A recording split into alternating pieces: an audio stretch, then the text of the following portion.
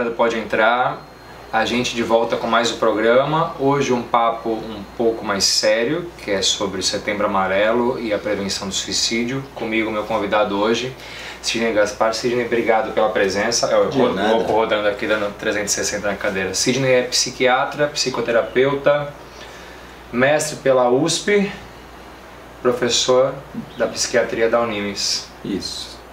E a gente trouxe ele aqui para falar um pouco com a gente. Sidney, esse tema ainda é um tabu muito grande. As pessoas não falam tanto. Tem um porquê para esse tema não ser tão aberto assim, tão exposto pela mídia? Existem algumas razões, assim. Primeiro que muita gente se sente envergonhada de ter um parente que se matou, um conhecido que se matou, porque você não fez nada, você não conseguiu salvá-lo. Teoricamente, o suicídio é uma causa evitável de morte. Então, existe essa sensação de impotência em relação a isso. Existe também uma crença, às vezes na imprensa, de que você falar de suicídio vai aumentar o número de suicídios. Então... eu estava até lendo, desculpa te cortar, enquanto eu te convidei para vir aqui, eu li algumas coisas e mostram que alguns casos, tipo, de artistas que se mataram, por coincidência interferiram e aumentaram o índice de suicídio. Mas mostra também que as pessoas não se mataram porque o artista se matou, mas que elas já tinham a ideia de... Exatamente. Esse é o problema. Na realidade, o não falar não resolve as questões. Eu acho que a gente, ao falar e tentar ajudar os familiares, as pessoas próximas e a própria candidato a um suicídio, de que existem alternativas e coisas que ele pode fazer, seja para melhorar um estado depressivo ou como enfrentar certas situações do dia a dia dele. Ninguém que se matou porque, sei lá, o Robin Williams se matou, porque assim, não estava fazendo nada hoje, ele, vou me matar. As pessoas não se matam desse jeito, as pessoas, elas entendem que elas têm um sofrimento na vida, uma dor muito grande, e elas querem se livrar daquele problema, que elas não estão conseguindo resolver de outro jeito. Então, isto que é algo que a gente pode trabalhar e entender. Por exemplo, grande parte dos deprimidos são depressivos. São pessoas que têm algum tipo de transtorno psiquiátrico, depressão, esquizofrenia, transtorno bipolar, dependência de substâncias e tal. Então, essas pessoas, se fizessem um tratamento adequado, possivelmente não chegariam jamais ao ato suicida. Aí é o grande X da questão. A gente estava comentando que o índice só tem aumentado. Se você fala, talvez se essa pessoa tivesse procurado ajuda, a gente conseguisse evitar esse suicídio. Mas como que a gente percebe? Porque às vezes a pessoa pode até dar um sinal, tem alguma coisa ali que indica que ela tem algum, não sei se eu posso falar transtorno mental, alguma coisa do tipo, alguma doença mental que vá levá-la ao suicídio, mas a gente não sabe identificar isso, nem encaminhá-la para uma ajuda, ou falar assim, vai procurar ajuda terapêutica, alguma coisa do tipo. Na realidade, grande parte dos suicidas dão algum sinal. Essa coisa que é um certo mito popular, quem quer se matar não fala, quem fala não faz, está fazendo, querendo chamar a atenção. Eu costumo fazer um paralelo assim, uma pessoa que está se afogando no mar, está lá com o braço para cima, claro que ela está chamando a atenção, ela está gritando por socorro para alguém. Então muitas vezes a pessoa, quando ela fala da falta de vontade de viver, que ela pensa em se matar ou qualquer coisa do gênero, ela também está dando um grito de socorro. Se ela está emitindo essa mensagem na nossa direção, é sinal que ela espera de alguma forma que a gente possa fazer alguma coisa. O que acontece é que nem sempre o suicida ele chega e fala assim, eu estou pensando em me matar. Ele muitas vezes ele começa a se queixar da vida, ele muda o seu comportamento, ele reclama da situação, a vida não serve para nada, a vida não tem sentido, eu não tenho prazer nenhum de estar vivo e tal. E a gente muitas vezes mistura isso com os nossos desprazeres em relação à vida, com as situações que a gente também não está gostando da vida e não percebe que esse cara está falando, socorro, me salvem, porque eu estou muito mal nessa história. Existe também, Ciro, umas outras condições, estilo a pessoa mudar hábitos. Muitos suicidas, antes do suicídio, mudaram comportamentos, passaram a visitar pessoas que não visitavam fazia tempo, ligar para um parente distante que não ligava nunca, fechar dívidas, mexer em conta bancária, deixar senhas de banco com pessoas. E a gente de repente entende isso apenas como assim, tá vendo que bom, né? Voltou a falar com seu pai, voltou... e não percebe isto como um ato. E aí depois que a pessoa se mata, a gente olha para trás e começa vai ver isso e fala assim, puxa, olha os sinais, olha o que o cara postava no Face, olha que músicas que ele passou a ouvir, o que ele falava, enfim, aí a gente vai entender um pouco mais São sinais muitas vezes tão discretos que passam despercebidos pela gente. E tem uma coisa também no suicida, assim, às vezes nós, e mesmo médicos, muitas vezes, em serviços de emergência e tal, tem dificuldade de chegar para a pessoa e falar assim, você está com vontade de se matar? Porque quando a gente consegue externar uma frase desse tipo, você dá uma segurança para a pessoa que você não está com medo de falar do assunto, que você tem condições de ajudá-lo de alguma forma. E essa é uma outra dificuldade, que a maioria das pessoas parece que tem uma certa dificuldade em chegar e falar assim, meu, você está postando essas coisas tão negativas, você está falando disso, você está pensando em se matar? Essa fala em geral, para a pessoa que tem uma ideia suicida, passa uma sensação, ufa, alguém tem condições de me ouvir e talvez de me ajudar nessa situação. Isto falta muitas vezes da gente ter essa percepção. E aí quando você pega, por exemplo, a sociedade, você vê, os homens têm muito mais dificuldade em se cuidar, e particularmente cuidar da sua saúde mental. Um homem admitir que ele está deprimido, que ele está com uma ansiedade exacerbada, ou um vício exacerbado, é mais complicado do que uma mulher. E os homens, em geral, eles acabam com isso, não tratando, não se cuidando, e quando a gente vai ver a estatística, a gente vê para cada uma mulher que se suicida, em média 3 homens se suicidam. Uau.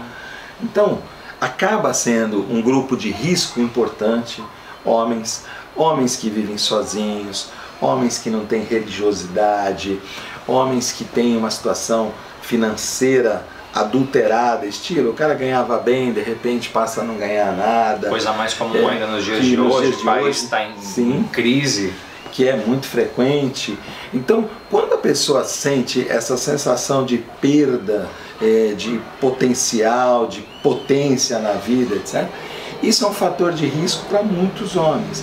Então a gente vai ver a estatística, e Santos não é diferente, você tem em média 3 suicídios masculinos para um suicídio feminino. Por outro lado, nós temos um número grande de tentativas de suicídio. Para cada suicídio, em média, tem 10 tentativas. E as tentativas, elas não significam que é assim, o cara morava num prédio, podia ter pulado pelo prédio, em vez disso tomou remédio. Não, ele entende que tomar remédio é um método eficaz, vai dar certo.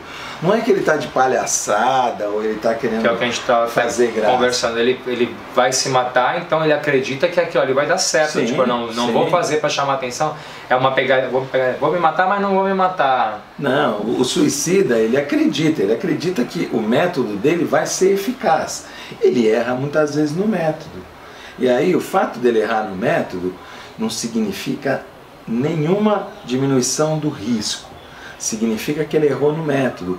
Porque quem tenta suicídio uma vez tem um risco maior de tentar de novo do que quem nunca tentou. Então, para isso, a gente precisa ficar atento para essas pessoas. Não importa do jeito que fez, importa é que fez. Então, se fez, pode fazer de novo.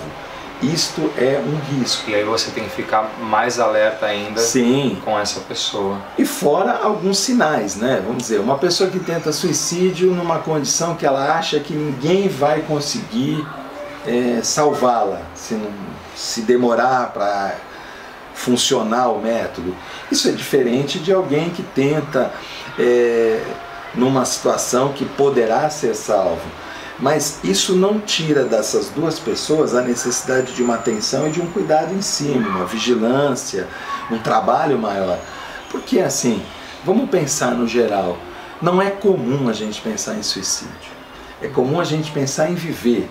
Se pensar em suicídio fosse a tônica da humanidade, a violência urbana nem existia, porque um bandido chegar e falar assim, passa isso, eu te mato, então me mata. Pronto, já que eu estou pensando em suicídio, as pessoas não pensam em suicídio cotidianamente.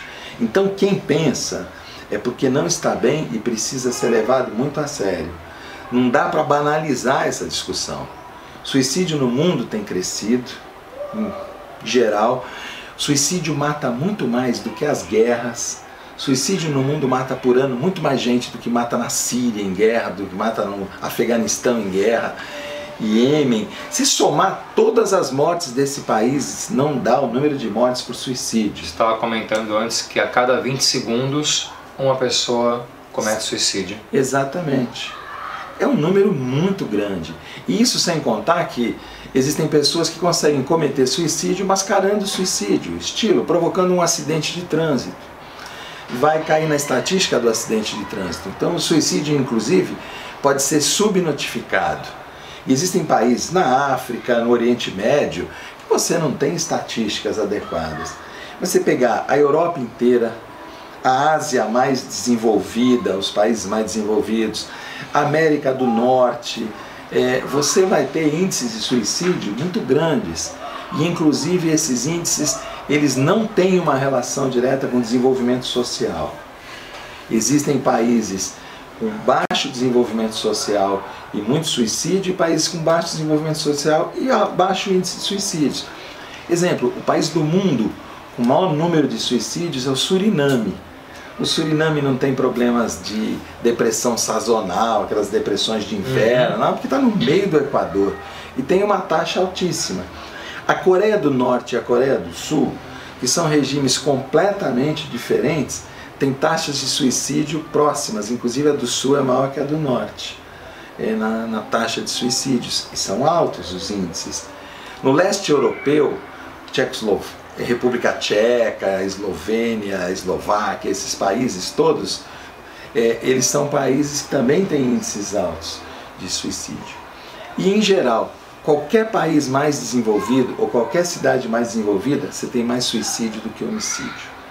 Então, são preocupações. A gente se preocupa tanto com a violência urbana, a gente acha que tem assalto em cada esquina, e na realidade é mais fácil a gente encontrar um suicida em cada esquina do que uma pessoa que foi vítima de homicídio em cada esquina. Mesmo na cidade como Santos, que você tem em muitos anos aí taxas de suicídio maiores do que de homicídios, em números absolutos. Então é algo que a gente precisa estar atento, precisa cuidar, precisa divulgar isso e precisa perceber que às vezes a pessoa que está do nosso lado, ela está pedindo socorro e a gente não está vendo. E não está permitindo que ela caminhe numa direção muito ruim. Hoje o índice de suicídio ele vem sendo maior Santos é praticamente uma cidade de idosos, mas a gente escuta casos de jovens, muitos jovens se suicidando cada vez mais. Na nossa cidade isso tem aumentado ou... Em Santos, assim, a gente teve 2 anos aí, 2005 e acho que 2008, que a gente teve taxas muito altas de suicídio por razões que não ficaram muito claras.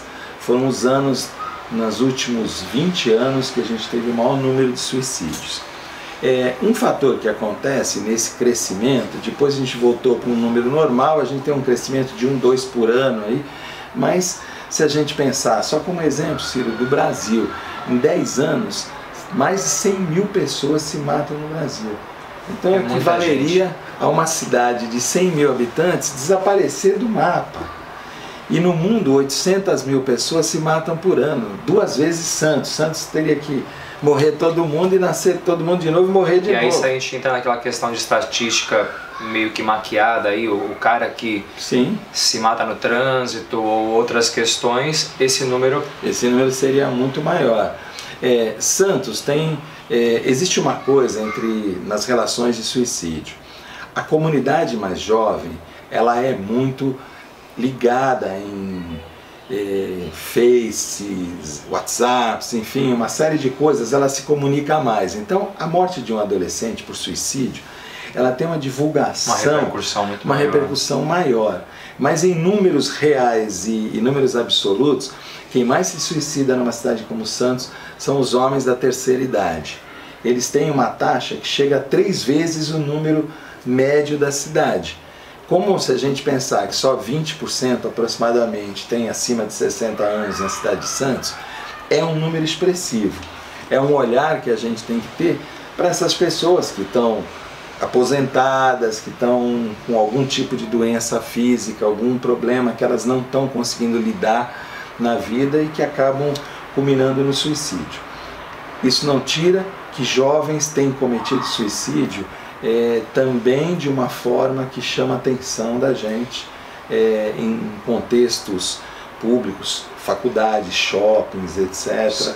Temos tido situações dessa natureza, né?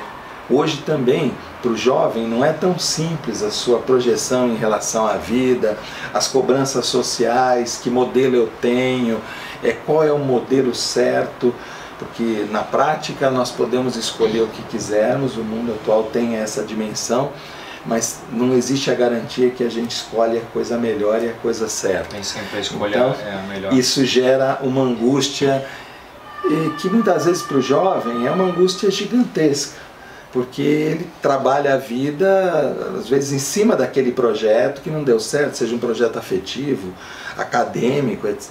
E isso leva o jovem, às vezes, a uma insegurança, uma dificuldade. Uma frustração enorme, um auto-bullying, né? Quando ele se cobra de não ser o que ele gostaria de ser. E é o antítese, por exemplo, do homem aposentado, que perde salário, perde prestígio, tem uma série de prejuízos na vida e às vezes não consegue lidar com essa gama de coisas e acha que o suicídio é a melhor solução. Na verdade, o suicídio acaba sendo a fuga para tudo. Tipo, eu vou me matar. Sim. E encerram os meus questionamentos todos. Sim. Você acha que essa pessoa procurar um hobby, uma atividade física, seja ela o que for, tende a ajudar e amenizar tudo isso? Ou...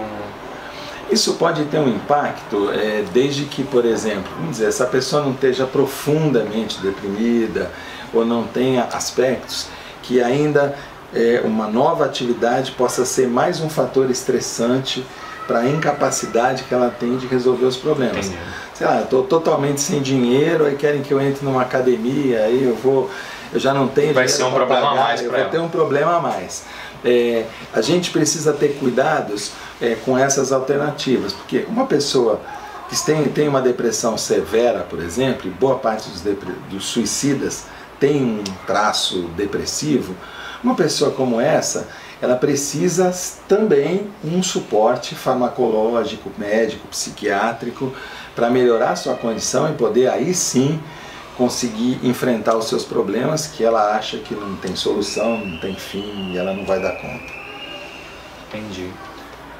Então, só para a gente conseguir finalizar, as pessoas que estão passando por algum problema, alguma depressão, elas dão sinais e nem sempre a gente percebe. Sim.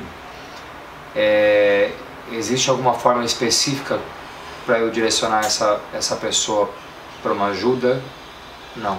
Eu acho que assim, uma coisa que a gente tem que trazer para as pessoas é elas olharem para elas e verem, você está como você sempre foi. Se você não está como você sempre foi, tem algo errado em você. Então vamos tentar trabalhar esse algo errado, tentar construir alguma coisa diferente. Existem alternativas. Hoje a mídia tem um papel extremamente fantástico nesse sentido. Quando vem, sei lá, uma Marina Lima e fala eu tive depressão, ou quando vem um outro que fala eu tive um transtorno X ou Y, as pessoas já não se sentem mais tão sozinhas, estilo, todo mundo dá conta do mundo menos eu. Não é só você. Tem cerca de 15% da população que teve ou terá depressão. Isso é um número muito grande. E assim, se a gente pensar que o risco de suicídio em pessoas que têm depressão é muito alto, essas pessoas que têm depressão, que hoje têm uma tristeza muito grande a maior parte do tempo, ou não têm prazer em nada do que façam na vida, essas pessoas elas precisam procurar ajuda e não ter o preconceito, vou tomar remédio, vou ficar dependente. O diabético é dependente de remédio, o hipertenso é dependente de remédio. O que a gente não pode ser dependente é de doença. Então, se depressão é uma doença, um cérebro que não está funcionando direito. E esse cérebro não funcionando direito, ele não permite que a gente tenha um raciocínio tão claro para fazer uma escolha que não seja a de se matar. Eu estava comentando esses dias, às vezes se você tem uma dor no joelho, você vai investigar a dor no joelho. Se você tem a dor nas costas, você vai investigar a dor nas costas. Então, por que o fato de você não estar se sentindo bem, se sentindo para baixo, não estar contente, por que isso não te permite buscar um auxílio médico, né? Então, você que está em casa e está assistindo, ou conhece alguém que de repente está passando por isso, orienta, conversa e mostra que não é vergonha nenhuma, muito pelo contrário, você ir atrás de um auxílio. Claro, é a tua grande possibilidade.